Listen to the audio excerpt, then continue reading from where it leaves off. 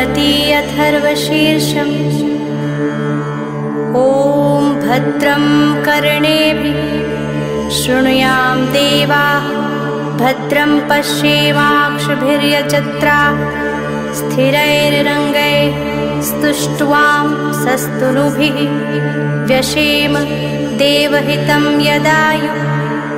ॐ स्वस्ति न इन्द्रो वृद्धश्रवाः, स्वस्ति नः पूषा विश्ववेदाः, स्वस्ति नस्तार्क्ष्यो अरिष्टनेमिः, स्वस्ति नो बृहस्पतिर्दधातु। ॐ शान्ति शान्ति शान्तिः।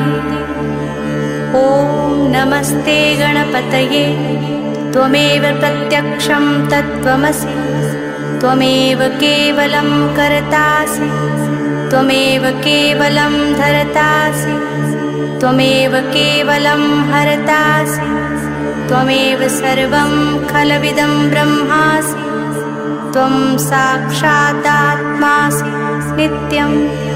ऋतं वच्मि सत्यं वच्मि, अवत्वं माम् अववक्तारम् अवश्रोतारम् अवदातारम् अवधातारम् अवनुजानम् अवशिष्यम् अवपश्चात्तात् अवपुरस्तात् अवोत्तरात्तात् अवदक्षिणात्तात् अवचोर्ध्वात्तात् अवाधस्तात् सर्वतो मां पाहि पाहि समन्तात्। त्वं वाङ्मयस्त्वं चिन्मयः, त्वम् आनन्दमयस्त्वं ब्रह्ममयः, त्वं सच्चिदानन्दद्वितीयोऽसि, त्वं प्रत्यक्षं ब्रह्मासि, त्वं ज्ञानमयो विज्ञानमयोऽसि। सर्वं जगदिदं त्वत्तो जायते, सर्वं जगदिदं त्वस्तिष्ठति, सर्वं जगदिदं त्वयि लयमेष्यति, सर्वं जगदिदं त्वयि प्रत्येति। त्वं भूमिरापो नलो निलो नभः, त्वं चत्वारि वाक्पदानि, त्वं गुणत्रयातीतः, त्वं कालत्रयातीतः, त्वं देहत्रयातीतः, त्वं मूलाधारस्थितोऽसि नित्यं, त्वं शक्तित्रयात्मकः, त्वां योगिनो ध्यायन्ति नित्यं। त्वं ब्रह्मा त्वं विष्णुस्त्वं रुद्रस्त्वम् इन्द्रस्त्वम् अग्निस्त्वं वायुस्त्वं सूर्यस्त्वं चन्द्रमास्त्वं ब्रह्मभूर्भुवः स्वरो। गणादिं पूर्वमुच्चार्य वर्णादिं, तदन्तरम् अनुस्वारः परतरः, अर्धेन्दुलसितं तारेण रुद्धम् इत्येतव मनुस्वरूपं।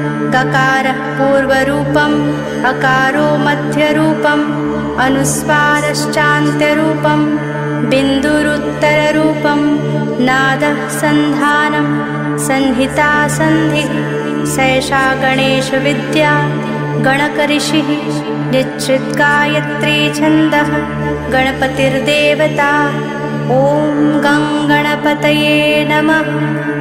एकदन्ताय विद्महे वक्रतुण्डाय धीमहि, तन्नो दन्ती प्रचोदयात्। एकदन्तं चतुर्हस्तं पाशमङ्कुशधारिणं, रदं च वरदं हस्तैर्बिभ्राणं मूषकध्वजं, रक्तं लम्बोदरं शूर्पकर्णकं रक्तवाससं, रक्तगन्धानुलिप्ताङ्गं रक्तपुष्पैः सुपूजितं, भक्तानुकम्पिनं देवं जगत्कारणम् अच्युतम्।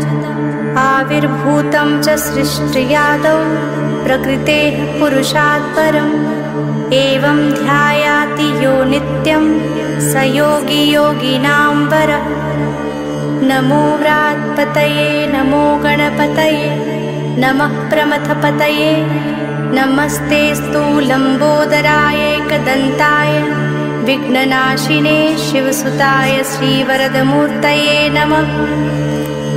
एतदथर्वशीर्षं योधीते स ब्रह्मभूयाय कल्पते, स सर्वविघ्नैर्न बाध्यते। स सर्वतः सुखमेधते स पञ्चमहापापा प्रमुच्यते सायमधीयानो दिवसकृतं पापं नाशयति प्रातर्धीयानो रात्रिकृतं पापं नाशयति सायं प्रातः प्रयुञ्जानो अपापो भवति सर्वत्राधीयानोपविघ्नो भवति धर्मार्थकाममोक्षं च विन्दति इदम् अथर्वशीर्षम् अशिष्याय न देयम् यो यदि मोहात् दास्यति स पापीयान् भवति सहस्रावर्तनात् यं यं कामं धीते तं तमनेन साध्येत् अनेन गणपति अभिषिञ्चति स वाग्मी भवति चतुर्थया मनस्नं जपति स विद्यावान् भवति इत्यर्थवणवाक्यं ब्रह्मात्यावरणं विद्यात् न बिभेति कदाचनेति यो दुर्वाङ्कुरैर्यजति स वैश्रवणोपमो भवति यो लाजैर्यजति स यशोवान् भवति स मेधावान् भवति यो मोदकसहस्रेण यजति स वाञ्छितफलम् अवाप्नोति यः साज्यसमिद्भिर्यजति स सर्वं लभते अष्टो ब्राह्मणान् सम्यक् ग्राहीत्वा सूर्यवर्चस्वी भवति सूर्यग्रहे महानद्या प्रतिमासन्निधौ वा जप्त्वा सिद्धमन्त्रो भवति महाविघ्नात् प्रमुच्यते महापापात् प्रमुच्यते महादोषात् प्रमुच्यते स सर्वविद् भवति य एवं वेद इत्युपनिषत्।